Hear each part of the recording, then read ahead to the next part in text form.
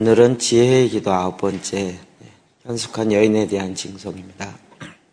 앞에 나와 있는 잠언 31장 10절에서 12절, 25절에서 31절 말씀 읽겠습니다. 같이 읽읍시다. 시작.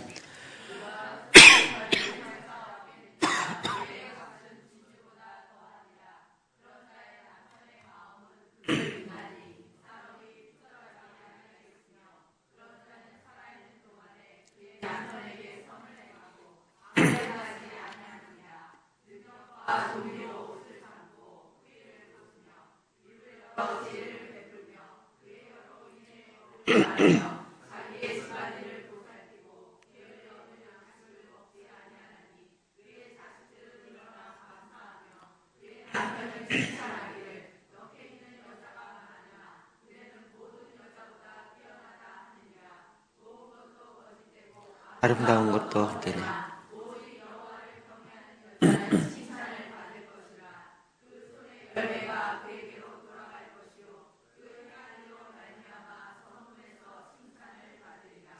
아멘. 현숙한 여인에 대한 칭송. 제사장 기도 9번째 구기도에 있는 잠언에 있는 내용입니다. 이 말씀 관련된 에피소드가 되게 많죠.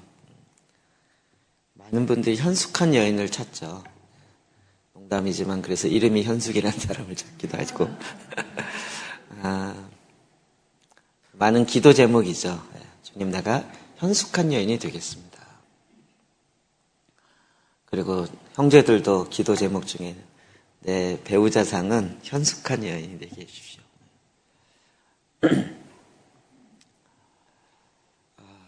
제가 이 말씀 저희 교회에서 듣고 깜짝 놀랐어요. 그런 기도 제목과 이런 기도하는 사람 많이 봤는데 우리 권사님 중에 몇 분이 이 본문을 제대로 드디어 이해하신 것 같아요. 현숙한 여인 이런 건지 몰랐다는 거예요. 자기 현숙한 여인 되기 싫다고. 그냥 좋은 현숙한 여인인 줄 알았는데 성경 말씀을 가만히 보고 현숙한 여인이 어떻게 행동하는지를 보니까 보통이 아닌 거죠. 와, 아무나 현숙한 여인이 될 수 없다. 그래서 나는 현숙한 여인 되기 너무 힘들다. 뭐 이런 고백을 하는 분들 몇 번 봤습니다. 오늘 제가 복음을 선포해 드리겠습니다. 아가서가 그랬듯이 솔로몬의 술람미 여인, 그 여인은 또 흑인이었죠. 그래서 아가서를 풀면서 늘 Song of Songs, 노래 중에 노래고 여인을 향한 그 사랑의 편지다라고 이야기했었는데 그게 우리가 이제 친밀함으로 풀면서 어떻게 된 거죠?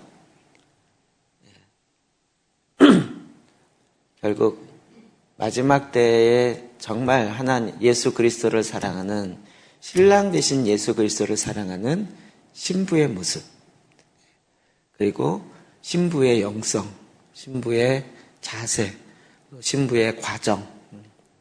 그렇기 때문에 그 신부는 사실은 여자일 뿐만 아니라 그리스도 안에서 예수 그리스도, 신랑 되신 예수 그리스도를 기다리며 준비하는 모든 하나님의 성도들이 되는 거죠. 아가서 이해되시죠? 그것은 곧 모든 교회가 해당되는 거죠.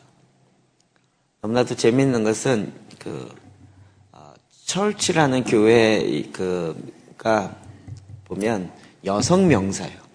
여성 명사. 성경의 근거에서 나오니까 대부분 그렇겠죠. 그래서 오늘 본문은 1차적으로는 그 여인을 향한 이야기지만 더 깊이 있게 들어가다 보면 뭘까요? 현숙한 교회를 향한 이야기예요. 더 깊이 있게 들어갈 때는. 근데 그 교회를 향해서 이 말씀을 풀어도요, 너무 잘 맞아요. 오늘은 두 가지 다 좀 같이 말씀을 보면서 나누도록 합시다. 자, 10절입니다. 같이 읽어볼까요? 시작. 누가 현숙한 여인을 찾아 얻겠느냐? 그의 값은 진주보다 더하니라. 아멘. 현숙한 여인을 찾아 얻겠느냐? 누가 얻겠느냐? 제가 계속 지금 혓바늘이 나서 발음이 혀 짧은 소리가 자꾸 나서 제가 좀 쑥스러운데요. 이해해 주세요.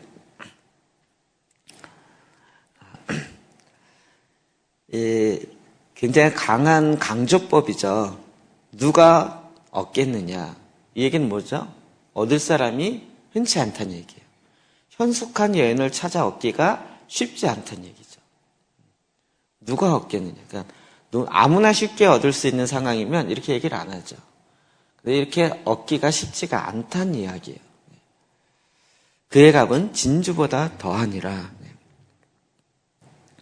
현숙한 여인을 찾는 것, 그것을 얻는 것은 너무나도 중요하고 소중한 일입니다.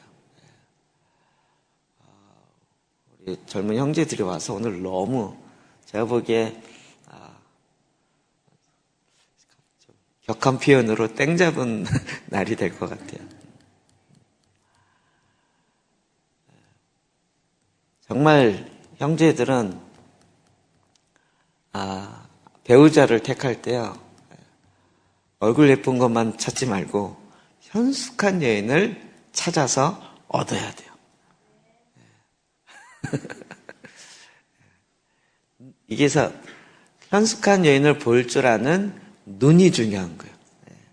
눈에 보이는 게 전부가 아니고 눈에 보이지 않는 것이 더 소중한데 이걸 정말 못 보더라고요. 또 못 볼 수밖에 없고요. 그런데 우리가 말씀을 보면 볼수록 하나님 말씀 가운데 이게 얼마나 중요한지를 우리로 하여금 알게 해줍니다. 그러면 이렇게 현숙한 일단 아내를 찾는 것, 1차적인 의미에서 그것은 내 인생의 반보다 훨씬 더 많은 시간을 함께하기 때문에 그건 어떤 면에서 내 인생의 비전뿐만 아니라 그것만큼이나 중요합니다.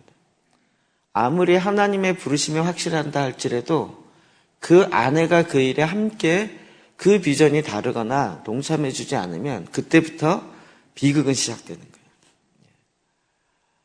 지난번에 줄리조 집사님 그 얘기를 했죠. 먼저 하나님 앞에 자기의 비전이 먼저 찾아지고 그리고 나서 여인을 찾아야지, 여인을 찾고 난 다음에 비전을 찾기 시작하면 나중에 비전이 다른 거예요.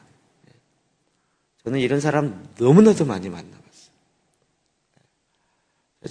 젊은이 사역을 20년 이상 했으니까 젊은이 사역은 좀 쉬워요. 문제 거의 이성교제 문제나 아니면 진로 문제, 이 두 개면 거의 끝납니다. 이 두 개는 그냥 달달달 하는 거죠. 이성교제는 이 사람 맞네 안 맞네 주로 이제 점치듯이 목사님 내가 이런 사람을 이제 만나기 시작했는데 이 사람 내 배우자 맞나요 틀리나요 이렇게 꼭 물어봐요. 그때는 제가 그래도 좀 이렇게 부드러워서 그냥 이렇게 같이 고민해줘 그랬지만 요즘 같아서는 뭐라 그럴까요? 내가 기독교 무당이냐 임마? 그래서 뒤통수색 딱 쳤을 거예요. 삶의 자세인데요. 오늘 이 주제로 막 설교할 것 같은데 이거. 기도를 할 때 숙명론으로 접근하는 건 가장 마이너스예요. 하나님 뜻 이겁니까 저겁니까? 알려주십시오. 이런 거예요. 하나님 우리에게 궁극적인 뜻을 주셨어요. 즉 예수 그리스도를 믿고 주님과 함께 동행하며 주님을 사랑하는, 그래서 그 삶을 살아가는 그 방법에 있어서는 궁극적인 목표를 주셨어요. 그런데 그렇게 살아갈 때에 내가 요걸 할까요 저걸 할까요 요거잖아요. 그건 주님이 우리에게 답을 안 주세요. 궁극적인 목적지는 딱 주시지만 그 가는 과정은 날마다 하나님께 물으며 인도함 받으며 이렇게 되기를 원하지, 딱 공식처럼 줄을 딱 거놓고 너는 이렇게 살 수밖에 없게 네 운명은 돼 있어. 그래서 그 운명을 찾으려고 하는 것은 기독교적이지 않아요. 우리가 상당히 그렇게 해요. 내 삶이 이렇게 많냐는 거죠. 그렇기 때문에 중요한 건 내가 준비되어진 것만큼 준비된 사람을 찾는 것이고요. 만나는 것이에요. 그쪽 내가 준비가 되면 그쪽에 눈이 열려요. 그쪽에 보는 안목이 생기는 거죠. 그래서 여러분 이걸 찾는 건 굉장히 중요한 일입니다. 인생에 있어서 너무 중요해요. 그 값은 진주보다 더하니라. 자, 잠언 18장 22절 이렇게 되어 있습니다. 시작. 아내를 얻는 자는 복을 얻고 여호와께 은총을 받는 자니라. 아멘. 여기 어머니들도 많으시니까 자꾸 결혼해라 그러지 말고요. 말씀을 읽으라 그러세요. 말씀에 다 나와요. 그래도 못 찾겠거든 잠언 18장을 읽어라 이렇게 얘기하세요.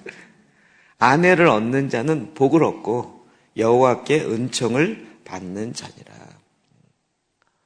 막 어떤 사람은 홧김에 나 이제 결혼 안 해. 다시는 안 만나. 이런 사람들 있잖아요. 그럼 정말 쓸데없는 맹세하는 거예요. 아내를 얻는 자는 복을 얻는 거죠. 그러니까 어떤 사람 막 상처받아서 난 독신으로 살까봐 이렇게 생각하는데 이거 아주 안 좋은 생각이에요. 독신은요 은사예요. 혼자 살 수 있는 능력으로 부어주는 은사이지 함께 살지 못해서 혼자 살겠다. 이건 정말 마이너스로 가는 거예요. 하나님 우리를 함께 살도록 만들어 놓았지 혼자 살도록 만들지 않으셨어요. 그렇기 때문에 아내를 얻는 자는 복을 얻는 것이고 여호와께 은총을 받는 거죠. 그래서 그 은혜와 은총을 계속 구해야 하는 거죠. 하나님의 말씀 가운데 이미 주신 거죠. 또 잠언 12장 4절 볼까요? 시작. 얻은 여인은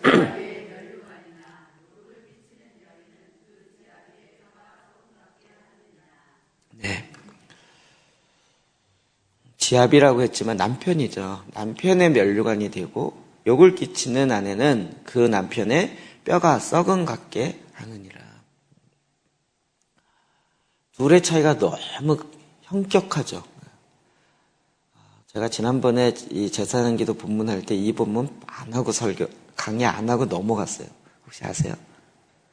요 설교 잘못하면 엄청 욕먹기 때문에 제가 이제 담대함이 생겨서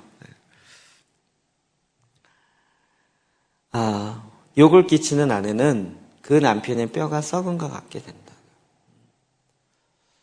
뼈가 녹는다. 그 마음이 속이 상해갖고요. 정말 뼈가 녹는 그런 일들을 갖는 거죠. 그러니까 하나님이 이것을 정해 놓으셨기 때문에 너무나도 이건 우리에게 너무나도 중요한 일이에요. 제가 이 원리를 어디서 배웠냐면 저는 이제 저도 바꾼 거거든요. 제가 웬만하면 저희 아내랑 같이 사역해요. 그런 것을 나중에 그냥 교회에만 쭉 있었을 때는 교회 제가 전도사 생활 20년 넘게 했잖아요. 그러니까 굉장히 여러 교회에 사역을 해봤고 그럴 때마다 사모님의 역할이 참 다 다르다 그랬는데 그 모델만 봤지 성경에서 뭐라 그러는지를 정리가 안 됐었어요. 근데 나중에 외국에서 오는 사역자들 보니까 주로 남편과 아내가 같이 사역해요. 그리고 결정적으로 셀하고 G12 하면 그때는 반드시 같이 하게 돼 있어요.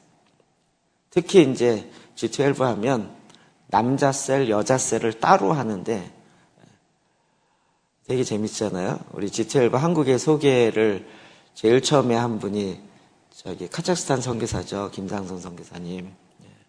그분이 한국 와서 할 때 초기부터 그 메시지를 들었거든요. 막 대단하더라고요. 원래 독일에 유학 갔다가 그곳에서 하나님의 부르심을 받고 선교 비전이 없었는데 그래갖고 카자흐스탄으로 선교를 가게 된 거죠. 아내는 더 했고요. 그 메시지 들으면 간증도 너무 좋았고 메시지도 강력했어요. 그리고 한참 지난 다음에 제가 계속 그분의 메시지와 또 몇 번 만나기도 하고 이러면서 들어보니까 뒤에 들리는 얘기 좀 달라요. 제가 그분 그 선교사님 정말 메시지 강력하고 삶도 선교적으로 대단합니다. 그랬더니 몇몇 잘 아시는 분들이 그런 거예요. 목사님 잘 모르시는 것 같은데요. 그 사모님이 더해요. 사모님 더해요. 저는 카자흐스탄 가보진 못했어요. 알마타 은혜교회 가보고 싶었는데 기회가 안 됐어요. 그래서 나중에 얘기를 들어보니까요. 정말 사모님이 더 하더라고요. 결정적으로는 제가 거기에 아주 핵심 브레인 역할을 했던 수석 목사로 계셨던 분이 한국에 와서 만났어요. 그래서 그걸 물었죠. 그랬더니 적나라하게 이야기를 해주더라고요. 완전히 그 사모님이 완전히 모든 걸 다해요. 그 과정 중에 이 언어가 보통 여자가 먼저 배우면 여자가 먼저 언어가 뜨이잖아요. 이분이 카자흐스탄 가서 언어를 배워서 하는데 이게 언어가 안 되니까 늘 통역을 두고 설교한 거예요. 그러니까 이 설교가 자꾸 끊기죠. 그래서 이걸 어떻게 해나 고민하는데 자기 아내가 먼저 이게 언어가 돼버리니까 자기 아내가 설교하면 통역 없이 설교하는 거예요. 그러다가 이제 오전 예배를 맡긴 거죠. 일부 예배를. 일부 예배야 여자들이 엄청 넘치는 거야. 2부 예배가 본 예배인데 몇 명 안 오고 1부 가제 여성셀을 맡기죠. 여성 지체를 맡겼는데 완전히 그래서 거의 성공 요인은 사모님이 하신 거다. 이렇게까지 이야기할 정도더라고요. 물론 지금은 이제 추방당했어요. 거기 국가에서 아예 막아가지고 지금 제가 알기로는 터키인가 그쪽에 가서 사역하는 걸로 알고 있어요. 여러분 그래서 비전이 같아야 돼요. 그리고 이것을 위해서 같이 준비할 줄 아는 그 마음이 있어야 돼요. 여러분 이것을 위해 기다리고 준비하는 이런 과정도 필요합니다. 고린도 전서에 나타나는 것처럼 반대의 경우도 있잖아요. 아내는 열심히 주님을 믿으면서 데스티니를 발견하고 막 가려고 하는데 남편이 못 쫓아와가지고 힘든 경우. 그때는 어떻게 해요? 남편 버려요? 성경에 나와 있죠. 어떻게 해요? 잘 섬기라고요. 불신자를 할지라도 잘 섬기라고요. 11절 말씀 보시겠어요? 시작. 그런 자의 남편의 마음은 그를 믿나니 산업이 필접하지 아니하겠으며. 아멘. 남편이 아내를 믿어요. 그래서 그가 하는 그 사업이나 그 기업이 절대 필접할 일이 없어요.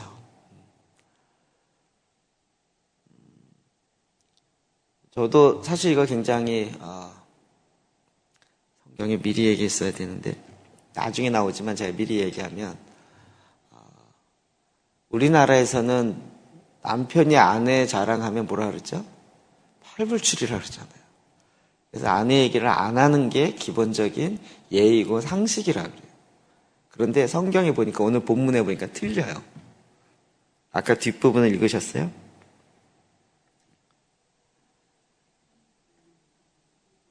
예.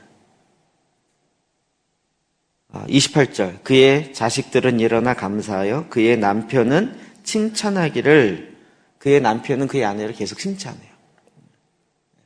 그러니까 아내를 칭찬하는 건 팔불출이 아니에요.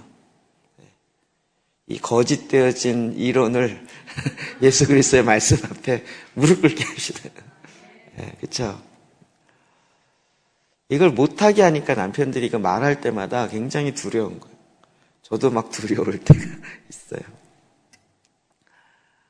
근데 제가 이런 사역을 이렇게 보면서 같이 사역하는 것이 성경적이다.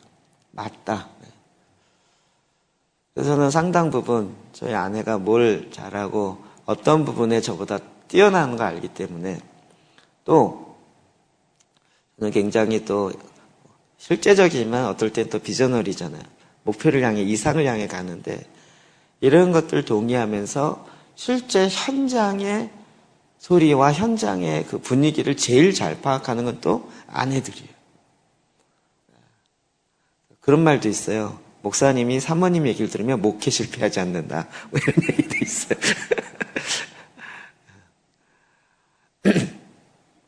정말 그 실제가 뭔지를 알고 그 현 주소가 어떤지를 알고 이야기를 해주는 거죠. 그럴 때 그를 믿고 또 그의 말에 귀를 기울이는 거죠. 잠언 19장 14절 보겠어요. 시작. 집과 재물은 조상에게서 상속되건 슬기로운 아내는 여호와께로 말미암는. 아멘. 네. 슬기로운 아내는 여호와께로 말미암아. 그럼 집과 재물은 상속돼요. 이건 이제 그 당시 그 문화적 배경을 갖고 있긴 해요. 시대적 배경. 근데 그 재물이라 할지라도 어진 아내가 들어올 때 그것이 유지가 되어지지. 그렇지 않으면 다 탕진해버려요. 내 슬기로운 아내는 여호와로 말미암아. 이게 무슨 얘기냐면요. 정말 하나님 앞에 온전하게 설 줄 아는 그 아내가 하나님으로부터 온다라는 것을 바로 믿어야 돼요. 그리고 바로 알아야 돼요. 그러니까 사람이 머리가 똑똑하다고 슬기로운 게 아니에요. 슬기롭다라는 것은 정말 그 상황에, 그러니까 지식과 지혜는 다르잖아요. 지식은 이렇게 소위 말하는 뭐 가방끈이라고 얘기하는 이거라면 지혜는 그것과 상관없죠. 주어진 상황에서 어떻게 그거를 지혜롭게 잘 풀어가느냐 이거죠. 그럼 그런 지혜는 여호와께로 말미암아요. 사람의 지식에 나오는 것이 아니에요.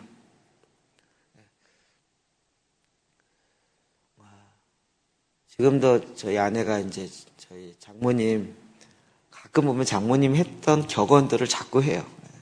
옛날 얘기 틀린 게 하나도 없다 그러면서 어떻게 그렇게 상황에 딱 맞는 얘기를 탁탁 하시는지 놀라워요. 그렇죠? 옛말이 틀린 게 하나도 이러면서 얘기하시잖아요. 이게 다 지혜로 우리의 선조들의 지혜로 말미암은 거죠. 이런 지혜는요 여호와께로 말미암아요. 그렇기 때문에 그리스도 안에서 믿는 그것도 주님을 인격적으로 알고 주님으로부터 오는 지혜를 받을 줄 아는 그런 사람이 필요한 거죠. 그럼 이걸 교회로 풀어볼까요? 교회도요, 여기까지만 얘기하고 교회로 풀면 또 헷갈리거든요. 2차로 적용해서 교회로 풀어보면 누가 현숙한 교회를 찾아 얻겠느냐. 표현이 좀 그런데 모든 교회가 다 똑같지 않다는 거 이제 아시겠죠. 다 고기인 것 같지만 저는 워낙 교회를 여러 군데 다녀보고 많이 다녀보고 탐방도 해보고 그러니까 정말 교회마다 얼마나 다른지를 너무나도 많이 알거든요. 그런데 그렇게 정말 현숙한 교회 정말 성경적으로 살아가는 그런 교회를 찾아 얻는 게 쉽지가 않아요. 그 값이 진주보다 더해요. 저는 교회라고 얘기하면 마음에 더 와닿아요. 여인이라고 얘기하보다는. 그렇죠. 11절에 그런 자의 남편의 마음, 남편이 누구예요? 예수님의 마음은 그 교회를 믿어요. 그래서 하나님의 나라의 그 일이 뒤로 물러가지 아니하고 계속 더 앞으로 나가요. 그런 교회가 있을 때. 하나님께서는 그런 교회에 지혜를 하나님으로부터 주시는 거예요. 그럼 그 교회에 일어나는 지혜를 사람의 지혜로 얻게 되는 순간부터 사실은 인간의 방법으로 흘러가죠. 그러나 하나님으로부터 그 지혜를 얻는 그 교회는 하나님의 지혜를 갖게 되는 거죠. 자, 12절입니다. 시작. 그런 자는 살아있는 동안에 그의 남편에게 선을 행하고 악을 행하지 아니하는. 아멘. 당연한 얘기죠. 근데 교회로 이야기하면 그런 교회는 예수님에게 마땅히 해야 할 그런 일을 행하고 인본주의적인 사람 중심의 일을 행하지 않는다. 그럼 이 여인과 교회의 역할이요, 같아요. 정말 하나님께서, 예수 그리스도께서, 교회의 머리 되신 예수 그리스도께서 그 몸된 교회를 통해서 뭘 원하는지를 지혜로 말미암아 알고 그 하나님의 선한 뜻을 행하는 그런 교회가 돼요. 그럼 이런 여인을 얻는 것, 교회를 얻는 것, 이건 진주보다 더 귀한 거죠. 베드로전서 2장 3장 5절이요. 시작. 전에 하나님께 소망을 두었던 거룩한 부녀들 이와 같이 자기 남편에게 순종함으로 자기를 단장하였나니. 아멘. 오늘날 이 순종이라는 단어 때문에 기분 나빠하시잖아요. 여자가 남자보다 못하냐, 왜 순종해야 되냐, 이런 과거의 권위주의적인 아버지나 남편상의 반발에서 이런 얘기 많이 나왔지만, 그러나 순종이 갖고 있는 의미, 예수님도 이 땅에서 고난으로 순종을 배우셨어요. 이제 우리의 목적이 하나님의 나라이고 예수 그리스도의 성품이라는 것을 알고 목적이 딱 이렇게 바뀌면 고난의 의미가 바뀐다고 제가 많이 드렸죠. 우리가 왜 웰컴 서퍼링 할 수 있겠어요? 고난이여 내가 환영한다 이렇게 얘기할 수 있는 건 내 삶을 편하는 게 목적이 아니고 예수 그리스도의 장성한 분량에 이르기까지 성장하는 것이 목적인데, 이것을 이룸에 있어서 고난이라는 도구는 너무나도 귀하게 많이 사용되는 거죠. 그러니까 고난이 없이 편하게 사는 것이 우리의 삶의 목적이 아닌 거예요. 순종은 어디서 배워요? 그것도 성품이요. 하나님 앞에 예수님께서도 그것을 고난으로 배우셨어요. 그러니까 우리는 이게 하등하다, 높다, 낮다 이런 개념이 아니라고요.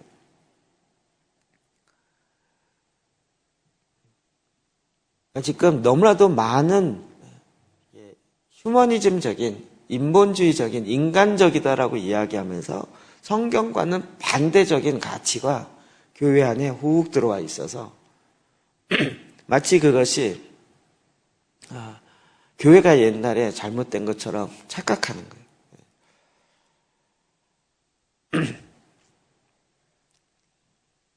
그럼 이렇게 정말 1차적으로 이렇게 현숙한 아내를 찾아 얻는 것, 이건 제일 중요한 거예요. 그리고 2차적으로 그런 교회가 되어지고 그것을 또 만들어가는 저와 여러분이. 그리고 나서 우리가 그 다음에 본문을 좀 뺐는데 좀 찾아서 성경을 찾아서 읽어봅시다. 13절부터 13절부터요.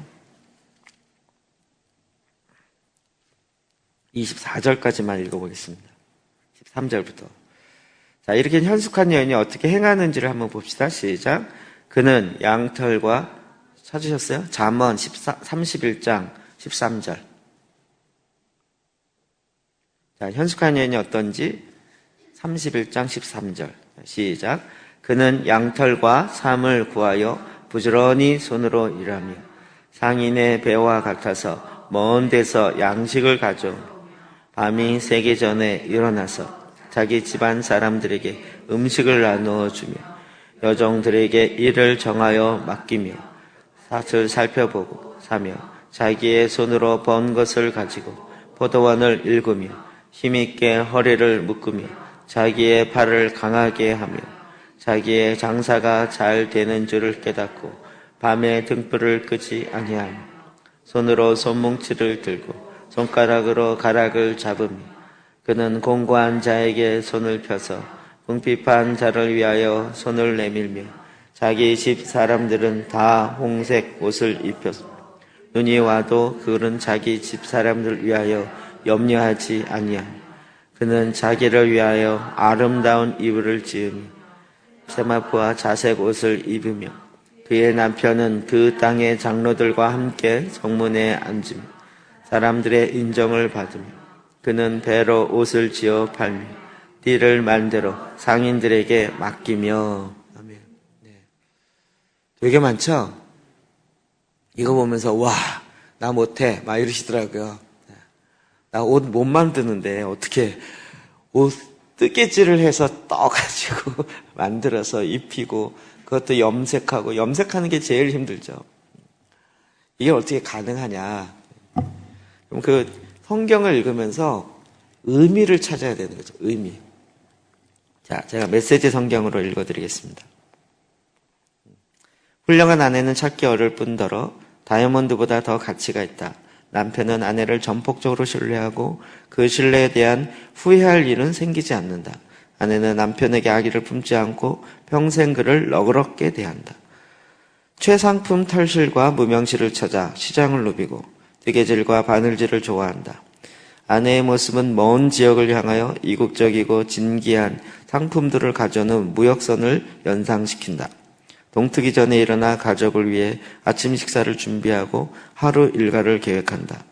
밭을 잘 골라 구입한 뒤 아껴둔 돈으로 정원을 이꾼다. 아침부터 일할 채비를 하고 소매를 걷어붙이고 열심히 움직인다. 자기 일의 가치를 알기에 서둘러 하루 일과를 마치는 법이 없다. 집안에 필요한 여러 일들을 능숙하게 해내고 게으름을 피우지 않는다. 어려운 사람을 보면 재빨리 돕고 가엾은 일을 모른 채 하지 않는다. 가족의 겨울 옷을 미리 수선해 놓아 눈이 와도 걱정이 없다. 자신의 옷은 화려한 아마포와 비단으로 손수지어 입는다. 남편은 시의 원로들과 함께 심의하며 크게 존경을 받는다. 되게 어려운 것 같죠? 제가 오늘날 말로 바꿔서 써봤어요. 잘 나와야 될 텐데.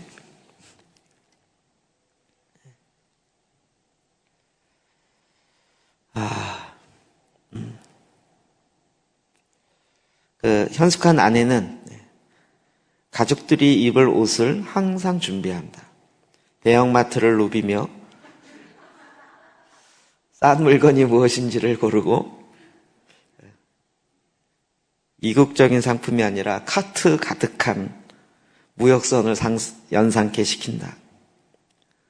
가족이 일어나기 전에 아침 식사를 준비하고 일과를 계획한다. 아이들이 다닐 학원과 학교와 앞으로의 것이 어떠한 건지를 미리 알아두고 채비하고 준비한다.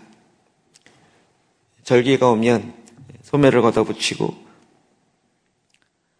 자기의 일을 가치를 알기에 서둘러 일과를 마치는 법이 없다. 무슨 얘기인지 이해되세요? 그게 막 옷을 만든다 뭐 이렇게 얘기하면 되게 많은 것 같지만 근데 지금 여러분 하는 일이 그거예요 사실은. 그렇지 않아요? 이거 어떠세요? 괜찮아 보이세요? 제가 고속도로 휴게소에서 옷 사보긴 처음이에요. 고속도로 휴게소에서 한번에 저희 아내가 하겠더니 당연히 겨울 마이가 하나 있어야 되는데 여기서 한번 둘러보자 그러더라고요. 아니 무슨 옷 전문점도 아니고 이런 데서 하냐는 거예요. 그랬더니 이거 했어요. 그래갖고 저는 옷에 감각이 없다 그랬잖아요. 저는 월요일부터 입고 다니는데 저희 아내가 보면서 괜찮다고 그러더라고요. 괜찮아 보이세요? 네.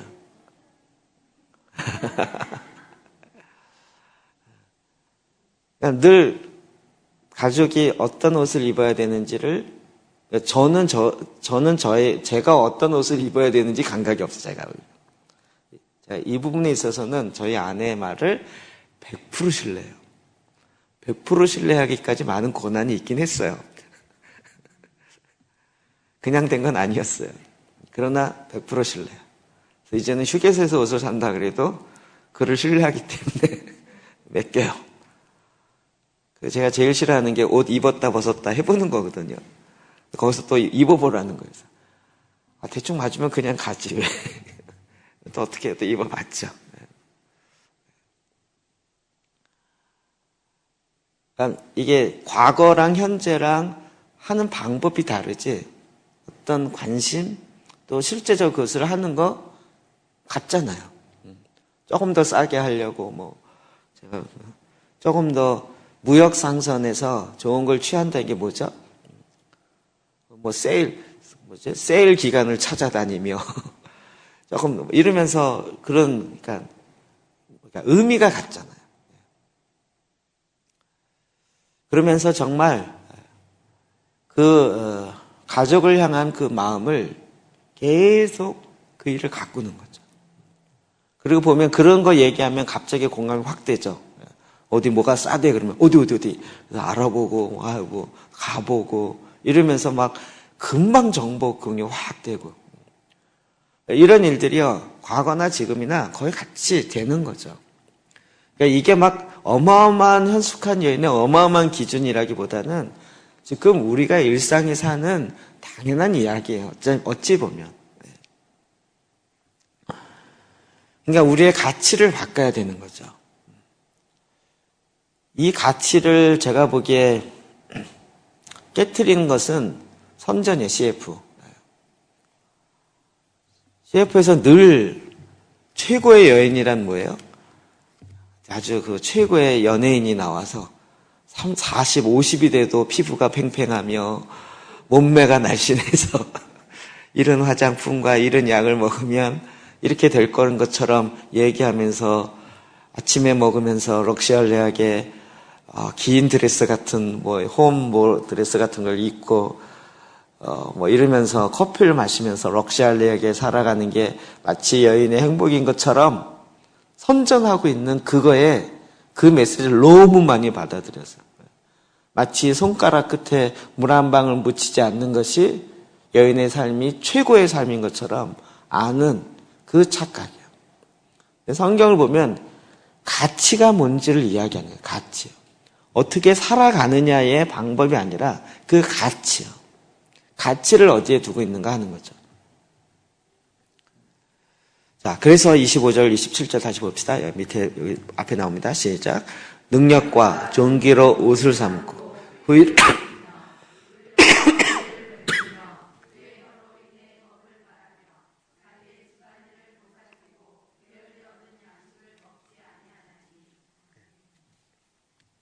능력과 존귀로 옷을 삼아요. 옷을 입는다. 이 얘기는 성경에 많은 표현으로 나오고 있죠. 네. 그럼 그 지혜로 입을 열어 지혜를 베풀어요. 그의 혀로 인애의 법을 말해요. 제가 배운 것 중에 또 하나 이제 뭐가 있냐면요. 목사님들 모임을 성공시키려면요. 목사님들끼리 모여갖고 성공하는 법이 없어요. 꼭 사모님들과 같이 모임을 해야 성공이 돼요. 그런데 기존의 목사님들 세계에는 사모님들과 같이 하질 않아요. 그 모임은 별도로 생각하고 오히려 사모님들끼리 모이면 자기의 치부가 소문날 가능성이 있기 때문에 가능하면 말려야 된다. 이런 쪽의 분위기가 더 많죠. 이게 그래서 참 안타까운 일들이 많이 일어나요. 근데 현숙한 여인은요, 능력과 존귀로 옷을 삼아요. 그래서 정말 후일에 웃어요. 옷을 입는다, 또 입을 열어 지혜를 베푼다, 혀로 인애의 법을 말한다. 보통 격한 말로 남자들은 전쟁하려고 태어났다 이런 얘기잖아요. 싸우고 이런 거 좋아하고 힘쓰고 이런 거 좋아하니까. 그런데 그렇지 않은 평화로운 시대에는 별로 뭘 해야 될지 모르는 경우가 많이 있는 거죠. 근데 인애의 법을 혀로 말해요. 자, 욥기 40장 10절입니다. 시작.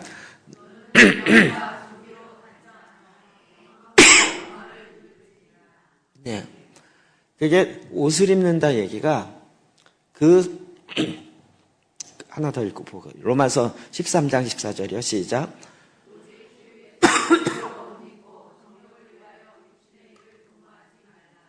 아멘. 오직 주 예수 그리스도로 옷 입고 정력을 위하여 육신의 일을 도모하지 말아라. 예수 그리스도로 옷 입었어요. 그러면 어떻게 될까요?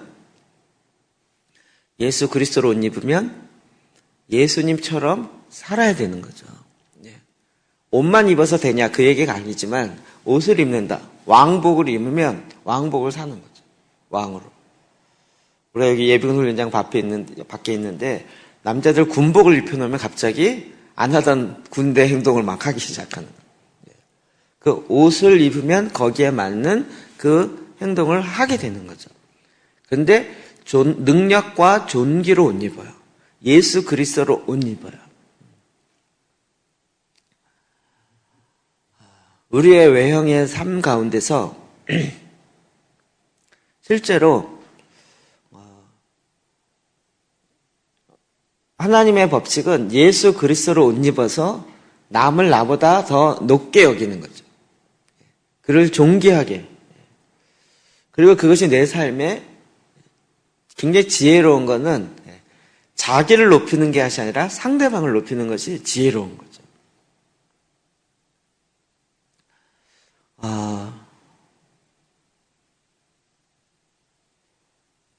우리는 자꾸 이 부분을 신뢰하고 살아가야 되는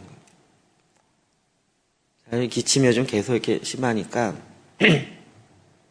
이번에 딱 나을 줄 알았더니 딱 나지 아직은 조금 남아 있어갖고.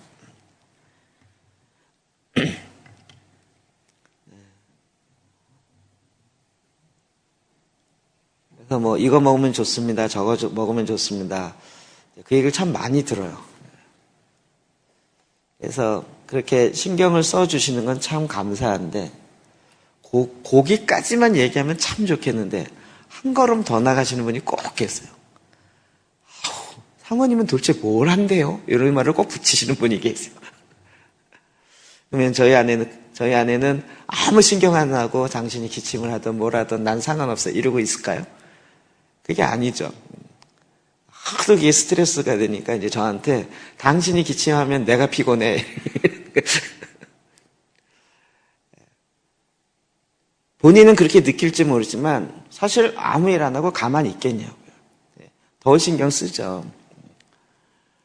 그러니까 자기의 느낌 때문에 느낀 것으로 얘기를 툭 하는 것이 자기는 걱정스러워서 얘기하는 거라고 할지 모르지만 사실은 그 말의 생각의 패턴에 한쪽을 깎아내리게 되는 꼴이 되는 거죠. 늘 그의 입을 열어서 지혜를 베풀고 그의 혀로 인애의 법을 말해요. 말 그 뒤에 이렇게만 바꾸면 얼마나 좋았을까요? 이거 뭐 이런 걸 뭐지 도라지 뭘 먹으면 좋고 뭘 먹으면 좋고 얘기하잖아요. 민간요법들 많잖아요. 목사님 기침하니까 사모님 굉장히 속상하겠어요. 이렇게 얘기하면 확 달라지겠죠. 그런데 도대체 뭘 하세요? 이렇게 돼버리면 똑같은 말이고 똑같은 관심인데도 확 달라지는 거죠. 그게 이 말에 내가 지금 뭘로 옷 입었느냐의 차이인 거죠.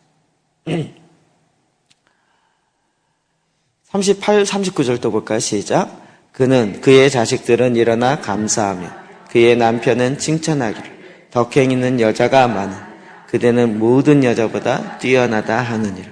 아멘. 제가 지금 저희 아내한테 이 얘기를 하면 난리 나겠죠? 아니에요? 제가 힘들어요.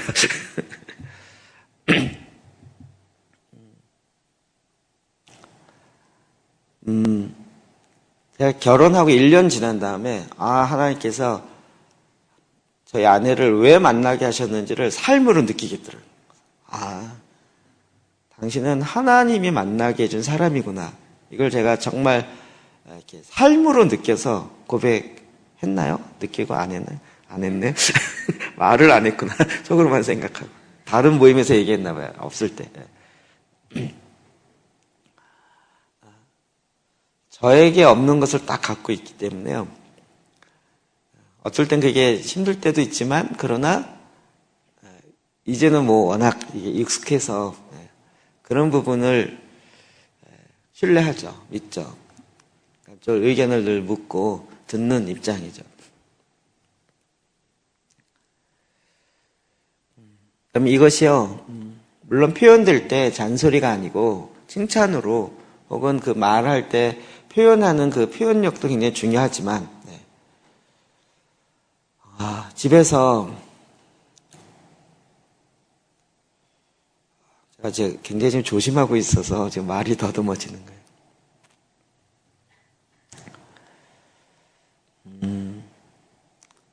제 경험으로는 이렇게 돌이켜보면, 자기 남편에게 안 되는 거를, 교회가 이렇게 뭔가 해주기를 원하는 해서 경우가 있더라고요. 근데요, 쉽지 않아요. 잘 생각해 보세요. 물론, 교회가 갖고 있는 권위와 여러 가지 일이 있지만, 말이 어렵지?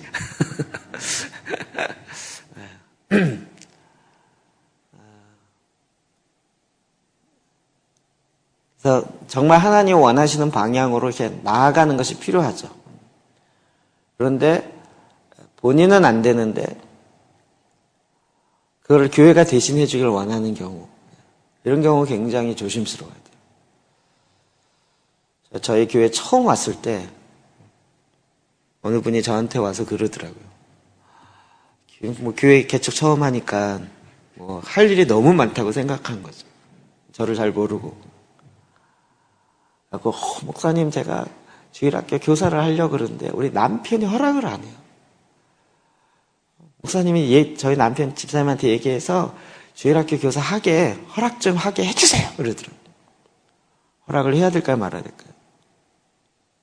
제가 뭐라 그랬을 것 같으세요? 제 얘기 거의 안 했다가 외부에 가서는 하는데 오늘 교회 내부에서 처음 해요. 제가 교회에서 봉사를 하려고 그러는데 남편이 허락을 안 한대. 그래서 지금 못 하겠는데 목사님이 남편에게 얘기해서, 남편은 목사님 말 들으니까 그 남편이 자기가 주일학교 교사를 할 수 있도록 허락을 하도록 해달라는 거예요. 제가 그 얘기를 듣자마자 훅 들어와서, 집사님, 남편 말에 순종하세요. 딱 그럴 뻔했어요. 눈이 훅, 또 그분 표정이 잊혀지지가 않아요. 눈이 뚱그려지면서, 에? 목사님 뭐라고요? 남편 말에 순종하세요. 그랬더니, 에? 그리고 이제 지나가셨어요. 그 후로 교사를 계속 안 하셨죠.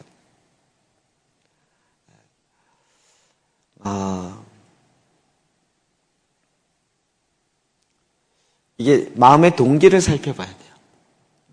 교사를 하느냐 안 하느냐가 중요한 게 아니고요. 그 마음의 동기가 뭐냐는 거예요. 그리고 심지어는 그 마음의 동기에 정말 자기가 하고 싶은 것이 있는데 남편이 허락하지 않아요. 근데 이 하고 싶은 것을, 이건 당연히 교회 일이기 때문에 하나님 기뻐하시고 목사님 기뻐할 거라고 생각하고 목사님을 이용해서 남편에게 허락을 받으려고 해요. 이 방법 자체도 안 좋은 방법이에요. 이해되시죠? 남편이 허락하도록 기도하고 1대1로 해야 되는데 이 둘의 부부에 있어서 일의 문제를 제3자, 물론 이제 목사님이기 때문에 얘기할 수 있는 부분이 있지만 제3자에게 걸치려서 이렇게 얘기되어지는 건 정말 안 좋은 방법. 자, 반대로 제가 남편 입장이 돼봐요. 제가 하지 마, 안 했으면 좋겠어 그랬는데 목사님이 불러와서 당신 아내 주일학교 교사 좀 시키도록 합시다. 그러면 남자 세계에서 내라고 하겠죠. 그 대신 마음에 뭐라 그랬어요? 이 얘기를 목사님에게 했어. 당신은 나보다 목사님 더 신뢰해? 이런 마음이 확 들어오겠죠. 남편의 입장에서. 그러니까 이게 자기의 목적을 이루는 부분에 있어서는 좋은 방법이라고 생각할지 모르지만 그 방법에 있어서는 지혜롭지 못한 거죠. 그럼 그래서요, 이게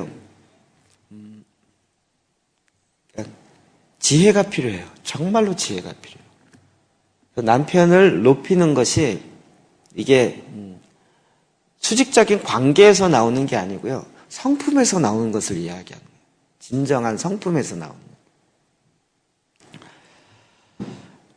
거예요. 우리가 삼위일체에 대해서 배우면서 그래 얘기했죠. 삼위일체 하나님께서 온전히 하나 있는데 뭘로 하나 돼 있어요?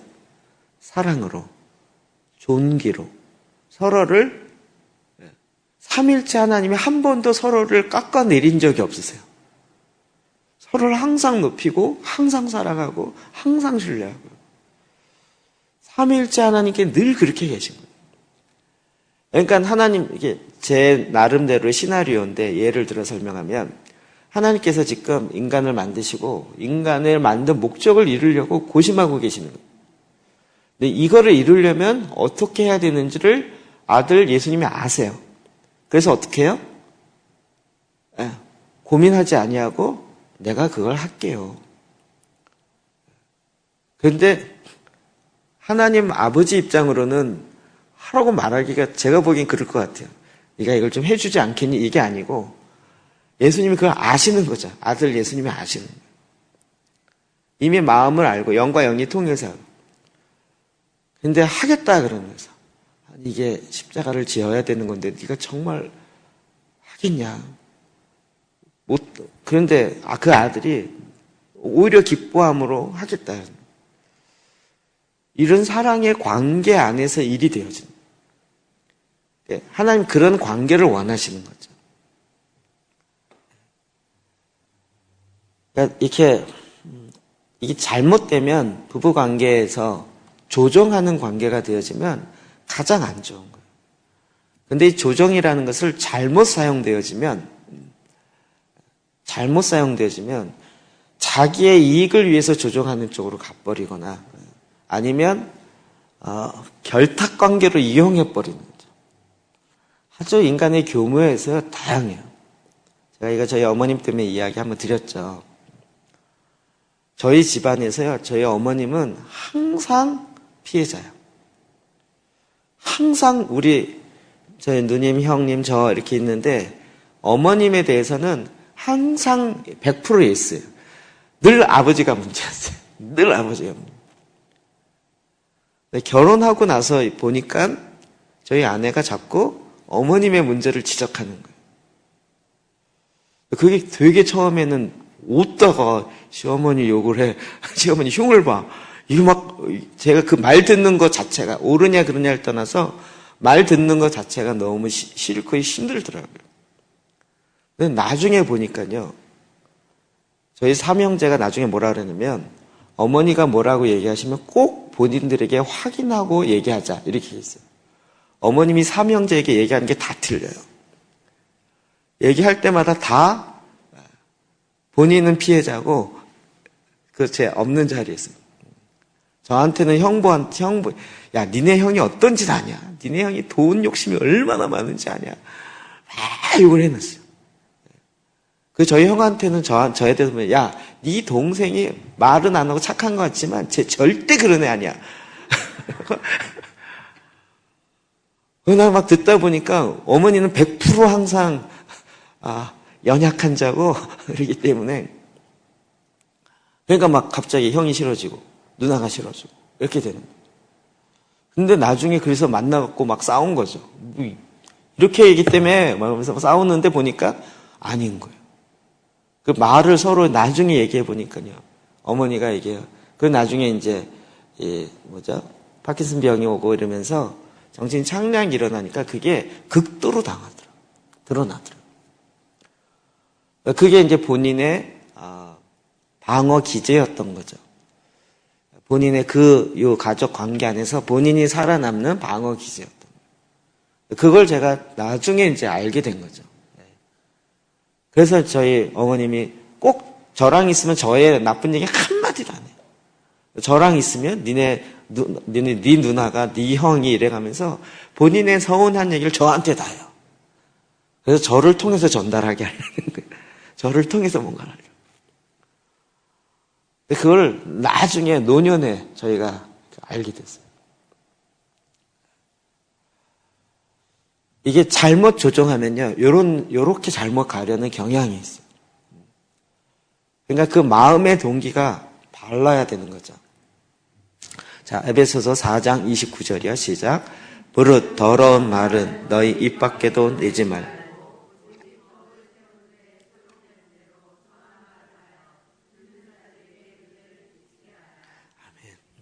더러운 말은 너희 입 밖에도 내지 말고 오히려 감사와 존귀와 칭찬의 말을 내라는 거예요. 우리가 보통 이제 뒷담화라 그러죠. 막 수근수근하고 이럴 때. 그러면, 누가 이랬대.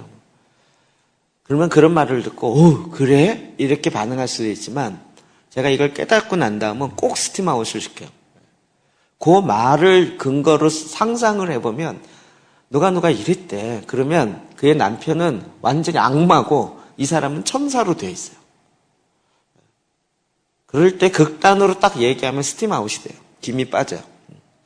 그러면 그 남편이 악마야? 이렇게 얘기해버리면, 그건 아니고, 이러면 쑥 빠져버려요.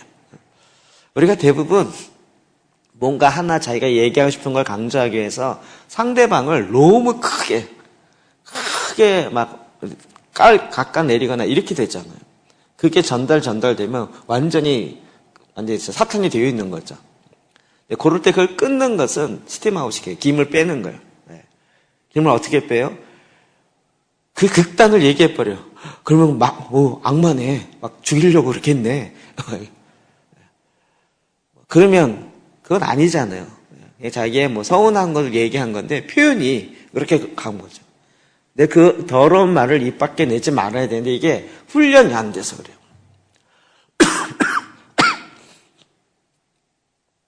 이런 일이 굉장히 많아요. 그 서운함이 여러분 나중에 지난번에 슬쩍 지나면서 얘기했지만 데스티니를 이루지 못하게 하는 게 상처예요.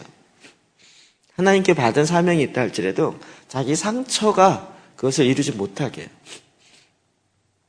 이 상처 치유가 반드시 돼야 돼요.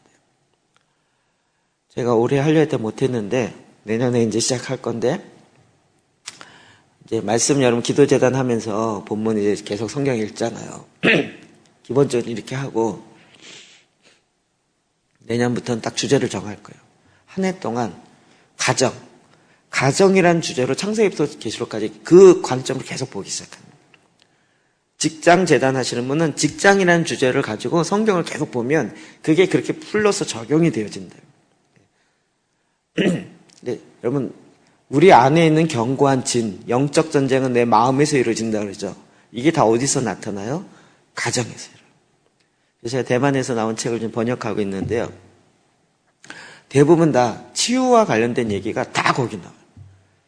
가정에 있는 견고한 진, 그거 거의 본인의 마음 안에 생겨요. 그렇죠? 그 가정에 살기 때문에. 그러니까 영적 전쟁의 핵심으로서 영적 전쟁이라고 책을 읽고 봤더니 다 가정에서 일어나는 영적 전쟁을 주제를 다루고 있어요. 저는 영적 전쟁을 왜 이렇게 다뤘지? 그런데 나중에 보니까 그게 맞아요. 그러니까 내년은 저희가 내년이 될지 내후년이 될지 모르겠지만 한 해 동안은 가정이라는 주제로만 가지고 기도제단을 계속 할 거예요. 창세기부터 계속까지. 그러면 창세기는 가정의 창조, 요한계시록은 가정의 마지막 이렇게 해가지고 가정이라는 주제로 성경을 자꾸 보면요. 그게 풀려요. 그리고 성경의 가정이라는 주제가 어마어마하게 나와요. 그리고 거기서 일어나는 것을 내 삶에 딱 적용하시면 영적 원리가 똑같은 거예요. 그러면서 성경 본문을 깊이 있게 우물을 파기 시작하는 거죠.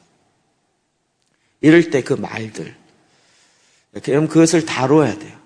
그래서 제가 이제 답을 찾은 것 중에 하나는 우리 이제 치유 수련회 안 하고 치유 가정 세미나인데 가정 안에 일어나는 견고한 진을 해결하는 특별 기간 뭐 이렇게 잡아놓고 그 한 달 동안은 그것만 이렇게 찾아서 한다든지 괴롭긴 하겠지만 그런 기간을 갖는 거죠.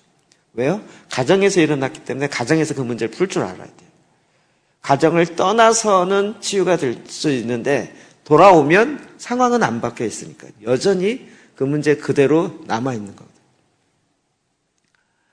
거거든요. 이런 것이 다 입 밖에 내지 말아야 돼요. 정말 이 현숙한 여인은 이게 돼요. 다시 적용하면 두 번째로 성숙한 교회는 이게 돼요. 약한 부분이 있어요. 어떤 부분은 좀 부족한 부분이 있어요. 근데 우리는 자꾸 막 10개 중에 하나 부족하면 그 9가지 괜찮은 건 얘기 안 하고 하나 부족한 거 갖고 자꾸 얘기해요. 이 얘기 틀리지 않아요. 맞지만 지금 이거에 집중해서 더 온전해지기를 원하는 것 같지만 사실은 이게 무너뜨리게 되는 계기가 돼요. 그래서 오히려 이 9가지의 칭찬의 이야기를 더 하는 것이 사실은 지혜로운 거예요. 이 교회가 마찬가지고. 그렇다고 죄를 무조건 덮고 지나가자 이 얘기는 아니에요. 죄를 어떻게 다뤄야 되는지 다루는 방법도 더 실제적으로 성경에 있는 거죠. 자, 그래서 30절 시작. 고운 것도 거짓되고 아름다운 것도 헛되나 오직 여호와를 경외하는 여자는 칭찬을 받을 것이라. 아멘. 고운 것도 거짓된대요. 표현이 그렇지만 제가 보기에 이 31장이 만약에 솔로몬이 쓴 것이라면 솔로몬의 그의 삶의 경험에서 나오는 확실한 얘기일 거라는 생각이 들어요. 그렇잖아요. 1000명의 여인과 결혼했잖아요. 그런데 다 고운 건데 거짓돼요. 아름다운 것도 헛돼요. 그게 삶에서 나온 얘기겠죠. 여호와를 경외하는 여자는 칭찬을 받을 것이다. 교회를 적용하면요. 이게 너무 극단적인 표현인데 교회 예쁘게 짓는 것도 별로 저는 그렇게 막 너무 교회 그 외형에다가 건물에다가 돈을 많이 투자할 필요는 없다고 생각이 들어요. 저희가 공장 짓는다고 진 거거든요, 이거요.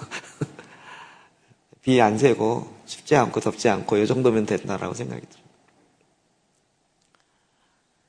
이런 건 제가 이번에 이거 준비하면서 찾아보니까 금방 나오더라고요. 뭐 아름다운 것도 헛되다. 그래서 딱 떠오르는 뭐 얘기 많잖아요.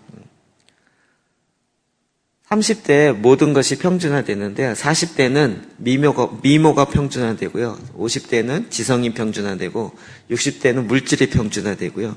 80대는 목숨이 평준화된다. 결국 나 평준화된다. 20대 아무리 뭐 아름답고 쏙쏙 그래도요. 40대 넘어가면 미모가 평준해지는 거예요. 40대, 50대 넘어가는데 20대로 산다. 그건 좀 그게 이상하다고 봐야죠. 그럼 그게 영원하지 않아요. 영원한 것이 있어요. 여호와를 경외하는 것은 모든 지혜의 근본이고 우리가 이 땅에 하나님이 우리를 내신 이유와 목적이기도 하는 거죠. 야고보서 1장 11절이요. 시작. 해가 돋고 뜨거운 바람이 불어 풀을 말리면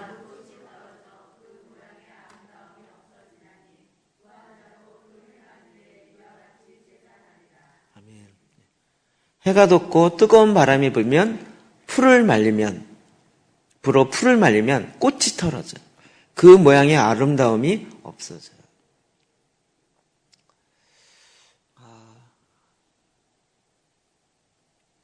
저도 사실은 릴리 목사님 강의를 들으면서 다음 세대를 길러내는 부분에 있어서 그런 마음을 참 많이 가졌었거든요.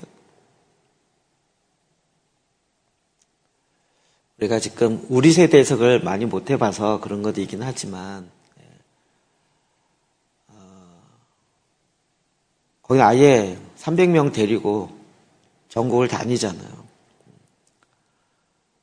수련회를 해도 이렇게 영성 집회 수련회를 안 하고 아예 지난번 얘기 드렸죠. 핵발전소 가가지고 보여주고 하고 거기서 과연 핵발전소가 우리에게 필요한지 안 필요한지 토론하게 하고 그리고 실제적으로 한 것 중에 하나는 걔네들도 이스라엘을 데려가요. 키부츠를 보여주고 같이 공동체로 사는 것의 어려움이 뭐고 또 쉬운 점이 뭐고 유익한 점이 뭔지를 실제로 보게 해요. 경험하게 하고. 그러면서 그런 아이들을 정말 길러내는 거예요. 계속. 그거를 누가 하냐? 교회가 같은 마음이 돼서 같이 그걸 품어내요. 저는 개인적으로 그렇게 좀 가야 되지 않을까 싶어요. 여름 성경학교 수련회 말씀 사경에 제가 그 역사를 몰랐다가 그게요. 무디 이후에 일어났던 전 세계적인 붕역사예요. 흔적이에요. 케이직 사경에 영국에서 있었습니다. 1850년, 60년대부터 일어났던 제1차 부흥, 2차 대각성, 1차 각성, 2차 각성. 그때 사경회라는 게 생겼어요. 그래서 영국에서 제일 유명한 케이직 사경이에요. 그게 아주 대표적인 국가적 말씀 집회예요. 거기에는 제가 놀란 건 아데프 박사님이 글로벌 컨퍼런스를 하는 게 케이직 사경회가 모델이더라고요. 제가 전에 얘기 한번 했죠.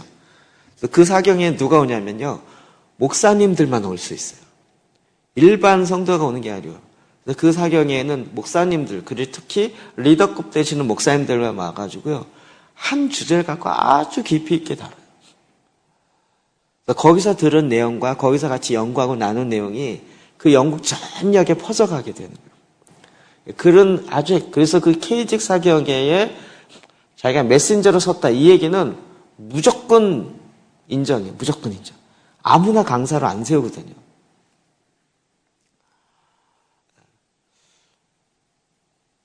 그 영향으로 각 교회마다 사경회라는 게 생겼어요. 우리가 평상시 성경을 읽지만 특별히 어떤 한 부분에 집중적으로 하기 위해서 그 사경회가 부흥회라는 단어로 바뀌게 됐고요. 그것이 또 미국에 가서 무디를 통해서 무디가 전국을 다니면서 부흥회를 하기 시작합니다. 그래서 사경회, 부흥회 같은 단어를 썼죠. 성경을 좀 더 많이 강조하면 사경회라고 그랬고, 영적인 부흥을 쪽을 강조하면 부흥회를. 근데 이제 우리나라는 부흥 강사 협회가 있어요. 거기서 이제 막 강사를 만들어내기도 하고 막 이렇게 하는데, 이게 남아있는 건 또 한국밖에 없어요. 미국도 없어졌어요. 미국도 사경회 부흥이 없어요, 지금. 안 해요. 주일학교 수련회도 없어졌어요. 여름성회학교 없어진 지 옛날이에요.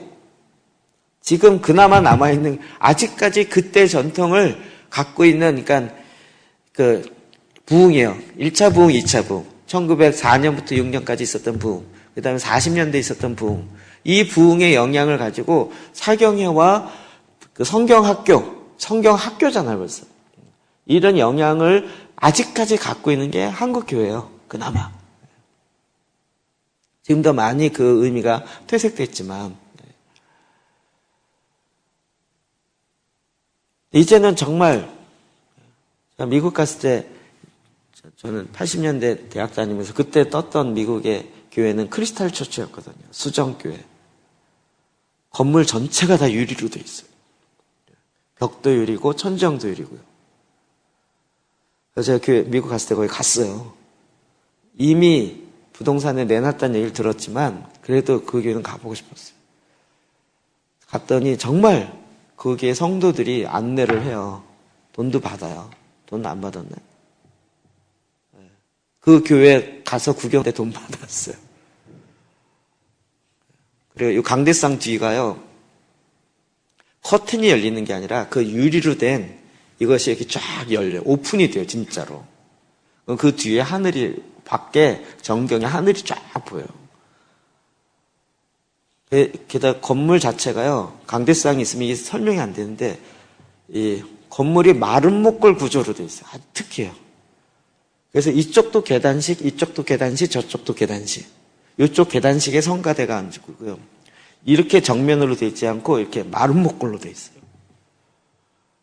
그 건축상 받고 그랬어요. 크리스탈 처치. 지금요, 교회 없어졌어요.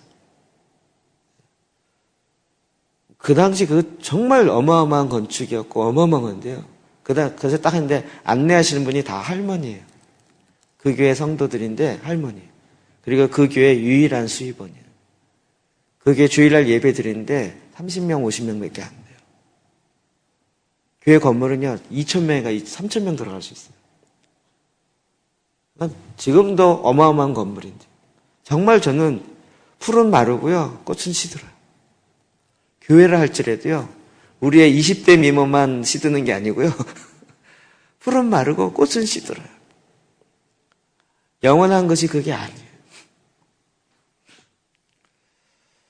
정말 여호와를 경외하는 것. 그러니까 주님이 계속 쉐마 기도에서 이야기하는 것처럼 너희 자녀를 부지런히 가르치고 이거 거기다 집을 멋있게 져라 이렇게 명령하지 않으셨어요. 교회를 멋있게 져라 이러지 않았어요. 우리가 뭐 소아시아나 유럽이나 맨 가면 다 교회잖아요. 성 베드로 성당 다 교회. 그 건물의 영화로움은 지금도 모든 사람이 다 인정해 주잖아요. 그런데 성도는 없어요. 그때 제가 부흥 현장에 있던 그분들의 교회 지금 가보면 다 썰렁해요. 휑해요. 정말 풀은 마르고 꽃은 시들어요. 지금 한국교회 어마어마하다 그렇지만 이거 마르고 있다는 거 보이시잖아요. 꽃이 시들어가고 있는 거예요. 시들어가면요, 그건 금방이에요. 그러니까 지금 계속 어디다 포인트를 줘요? 여호와를 경외하는 것에 포인트를 두고 있어요. 자, 잠언 8장 13절이요. 시작. 여호와를 경외하는 것은 악을 미워하는 것은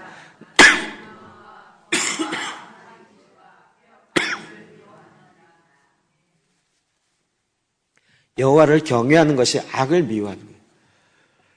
우리는 악을 미워해야 된다는 얘기 많이 들었지만 여호와를 경외하는 것을 어떻게 하는지 잘 몰랐던 거죠. 나는 교만과 거만과 악한 행실과 패역한 입을 미워하느니라. 그래서 여러분 우리 형제들이요, 자매들 만날 때 그 입에서 어떤 말을 제일 많이 하는가를 보면 알아요. 속에 있는 게 나오지 결코 정말 그 입에서 어떤 게 나오는지를 계속 보면 이 사람의 가치가 뭔지를 알 수 있어요. 저도 이제 결혼을 늦게 했지만 간사 생활을 이제 대학 졸업하면 27부터 이제 계속 하니까 그러니까 이제 간사하면 이제 그 전에도 이제 우리 원투원이라고 1대1 만남을 참 많이 하거든요. 이제 막 생각난다. 원빙대. 원투원을 빙장한 데이트. 원빙대라고 했어요. 만나서 2시간, 3시간 이야기를 해요. 이걸 많이 하다 보니까 제가요, 사람을 파악하고 어떤 질문과 어떤 얘기를 하면 어떤 것이 하는지가 이게 혹 잡히더라고요. 그걸 막 하루에 1명 이상은 만나요. 그렇게 해서 1년, 2년, 3년을 만나요. 근데 우연치 않게 그때 제 아내 만나기 전인데 다른 학교 자매가 자기 교회에 어떤 언니가 있는데 믿음이 너무 좋다고 저한테 소개를 해줬어요. 만났어요. 만나고 얘기를 하다 보니까 제가 막 사명감이 불타올라갖고 지금 원투원에 상담을 막 해주고 있어요. 그다음에 이성으로 보이는 게 아니라 이렇게 만나서 얘기하고 교회 잘 다니세요? 어떻게 하세요? 얘기 듣다 보니까 안 되겠어. 이건 데이트가 뭐고가 아니고 상담이 필요한 상황이에요. 그래서 막 2시간 동안 제가 상담해주고 이렇게 살아야 된다고, 이렇게 하셔야 된다고. 알았죠? 자, 잘 가세요. 그리고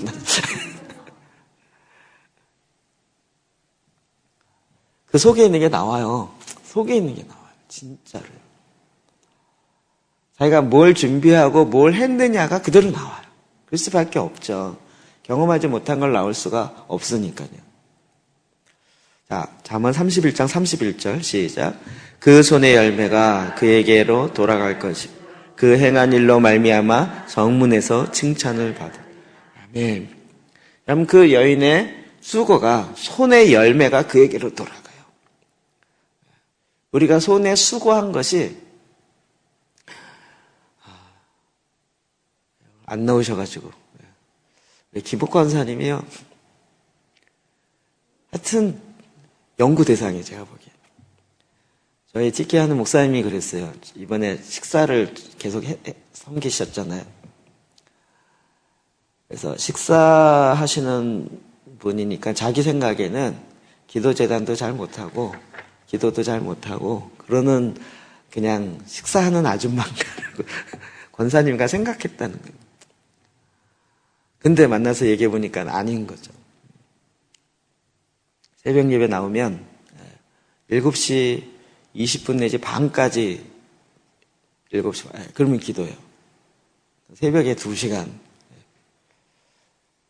그러면 보통 쉬어야 되잖아요. 그러면 주방으로 가서 그때부터 또 일하기 시작해서 하여튼 주변을 다 하잖아요. 주방 일하고, 교회 뭐 하고, 여기 뭐 데코레이션도 제가 옛날 성탄절 되면 추리하고 이런 거 다 제가 했거든요. 그냥 권사님이 알아서 다 하셔요. 걷는 거, 치우는 거 뭐 다. 그거 끝나면 이제 좀 쉬어야 되잖아요. 그러면 또 가게로 나가시면 그때부터 또 가게를 그 꽃꽂이도 다 해야 되고 그거 좀 다 하고 그거 다 해요. 그거 끝나고 집에 오면 쉬어야 되잖아요. 그러면 또 집안일을 또 다 해요. 그래서 제가 물어봤어요. 권사님 안 지치세요? 그렇게 지금 몇 년째 하는데 안 쉬세요? 자기는 잠만 자고 일어나면 피로가 그냥 풀린대요. 그건 또 뭔 체력이죠? 그의 손에 수고한 것이 열매가 정말 돼요. 저는 그런 거 몰랐다가 꽃이나 이런 거 모르니까 여기에 뭐 골드메리라고 얘기하는 그 노란 코스모스 같은 거요. 그거 제 아는 그 집사님이 저한테 심어보라고 씨 요만큼 준 거거든요. 그래서 그때 요 앞에 심었나요? 그 앞에 잠깐 심었는데 그게 어느 날 이쪽 퍼지고 이쪽 퍼지고 이쪽 퍼지고 이쪽 퍼지고. 그거 제가 몰랐죠. 우와 이거 되게 많이 퍼져요 했더니 쓱 오시더라고요. 씨가 퍼진 게 아니고요. 그 씨 따서 말려서 그 다음에 여기서부터 뿌려서 이렇게 하고 3년의 손의 수고를 계속해서 이렇게 그가 노란 코스모스 같은 게 피는 거지 바람이 휙 날려가지고 만지는 게 아니에요. 누군가 손의 수고를 계속 하기 때문에 나오는 거죠. 시편 128편 2절이요. 시작. 내가 내 손으로 수고한 대로 먹을 것이라. 내가 복되고 형통하리로다. 아멘. 그 손에 수고한 대로 먹는 거예요. 그러니까 교회도 마찬가지입니다. 손에 수고한 대로 먹는 거죠.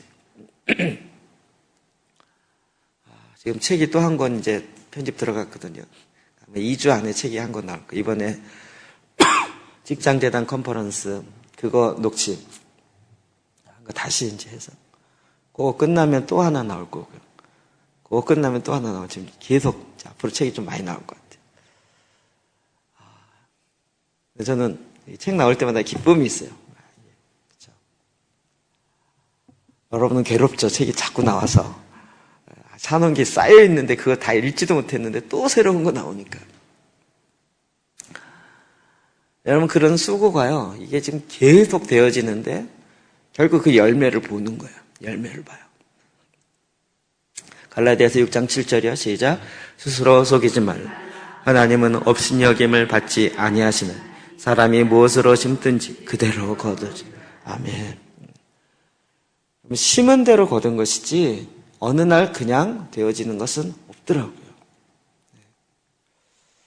제가 이 교회 건축해보면서 이게 생각한 대로 정말 그때 계산하고 그때 생각한 대로 이렇게 생겨지는 거지 어느 날 갑자기 이렇게 되는 건 하나도 없더라고요. 하나부터 열까지 다 생각하고 고민하고 이러면서 이렇게 나오는 거지 어느 날 갑자기 뚝딱 해서 이렇게 나오는 것은 없더라고요. 이 드럼 박스 하나만 갖고도요. 이건 정말 이렇게 되기까지 6번인가 7번 바꿨어요. 처음에 드럼 소리 너무 커갖고 이거 실드라 그러는데 7장 이거 사면 된다 그래갖고 처음에 5장 샀어요. 잘 안 가렸죠. 그래서 2장 더 샀어요. 그랬는데 소리가 안 잡혀. 그래서 그 뭐 하면 된다 해서 할 때마다 잡혀.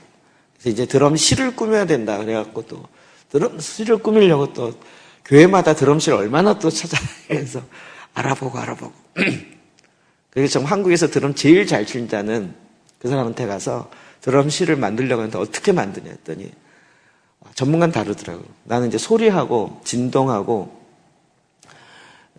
그러니까 방음 다음에 또 하나 뭐죠? 그것만 잡은 줄 알았는데 그 사람이 뭐냐 방진을 잡아야 된대. 방진은 뭐예요? 그랬더니 이게 진동하는데 울리면 바닥을 향해서 울림이 퍼져 나간다는 거예요. 엄청 가끔 세게 음악 들으면 이렇게 나가잖아요. 근데 방진을 잡아야 되는 거예요. 그건 또 어떻게 잡아요? 저 밑에 고무판을 깔아야 돼요. 그냥 놓으면 안 되고 고무판 깔고 나무 깔고 고무판 놓고 이래갖고요. 진동이 그 자체 내에서 흡수하도록 해놔야 돼요. 여러분 그냥 칸 막아갖고 이렇게 했지만요. 벌써 저는 이 머릿속에 확 들어왔죠. 이게 실드, 이거, 저희 아크릴, 진짜 유리 아니에요. 아크릴을 두꺼운 실드라고요. 저것만 75만 원이에요. 앞에 저 실드만. 2장 더 샀으니까 저기 한 90만 원 꼴 된 거고요. 그리고 요거 박스 치는데, 저 문짝 양쪽에서 이중으로 된 거예요. 저것만 45만 원인가. 특수 제작해서 만든 거예요. 그러니까 뭐, 그냥 되는 게 없어요.